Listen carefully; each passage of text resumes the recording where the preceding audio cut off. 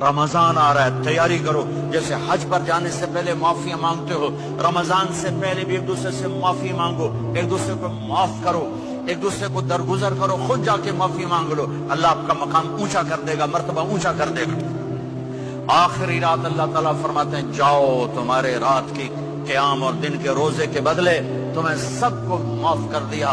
مانگو. اور ایک رات اللہ نے شب قدر بنائی جو 1000 راتوں کے برابر کر دی. وہ آج آپ کی تو راتیں بڑی چھوٹی ہیں، 5 راتیں جاگ لو، 3 گھنٹے دی بھی نہیں رات ہوں گی تو 5 راتیں جاگ لو، 21 23 25 27 29 ان میں سے ایک رات ضرور شب قدر ہوگی.